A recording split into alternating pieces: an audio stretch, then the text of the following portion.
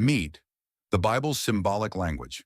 Chapter 33, Clouds of Heaven.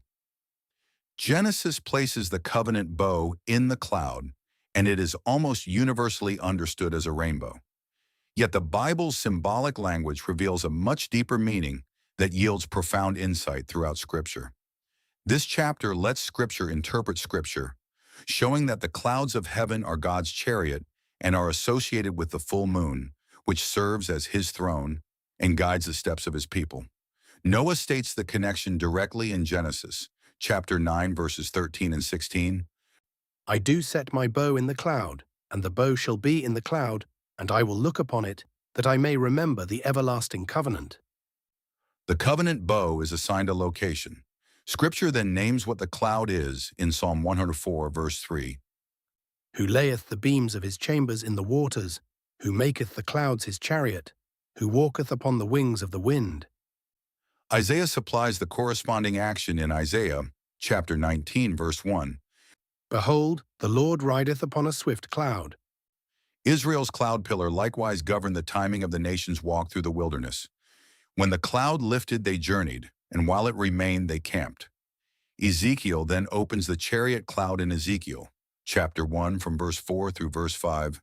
Behold, a whirlwind came out of the north, a great cloud, and a fire enfolding itself, and a brightness was about it.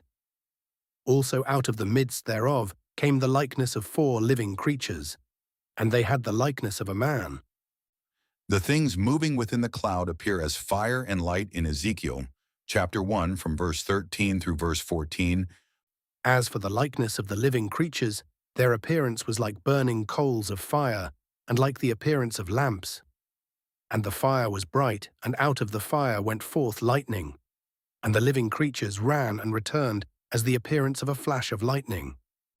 Ezekiel later says, I knew that they were the cherubims. Chronicles names their office in the first book of Chronicles, chapter 28, verse 18.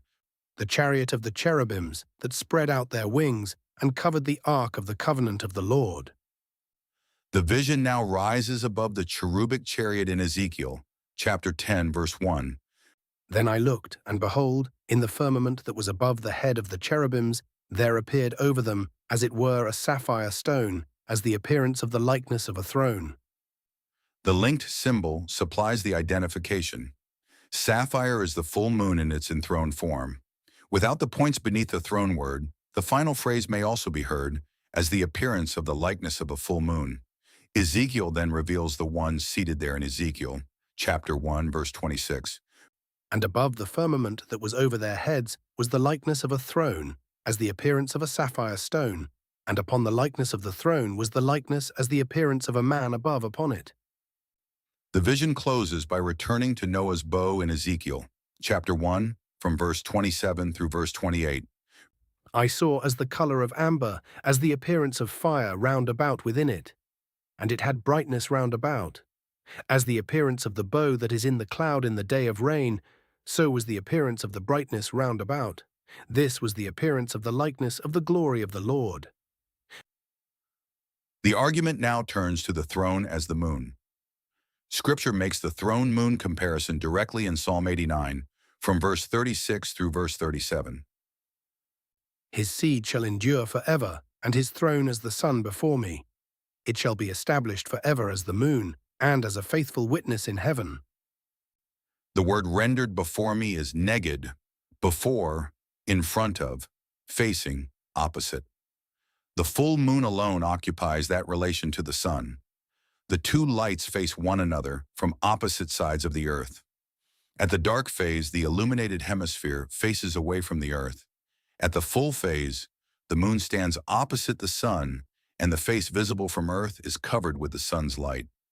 The chariot psalm gives the same covering in Psalm 104 from verse 2 through verse 3. Who coverest thyself with light as with a garment, who maketh the clouds his chariot. Daniel's throne is fire, and Ezekiel's cloud-borne throne shines with fire, brightness, and the bow round about it.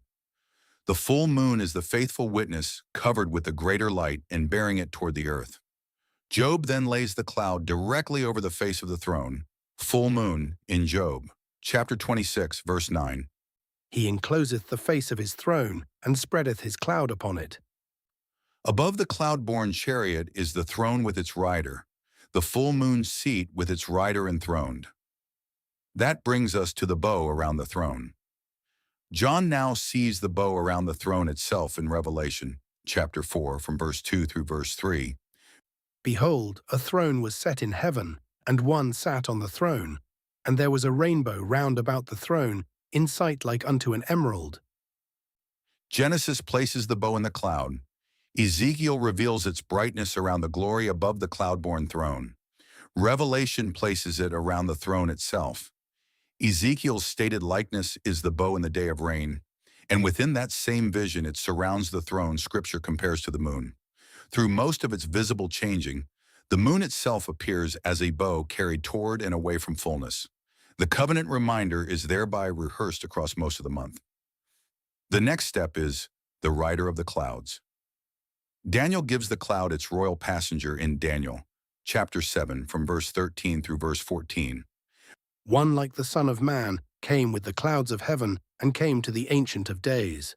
And there was given him dominion and glory and a kingdom. Read as a title, He is the Venerable One whose throne is established of old. Read as calendar language, He is seated at the advancement of days, the beginning from which the month, year, and age proceed. Jesus claims Daniel's scene before the high priest in Matthew, chapter 26, verse 64.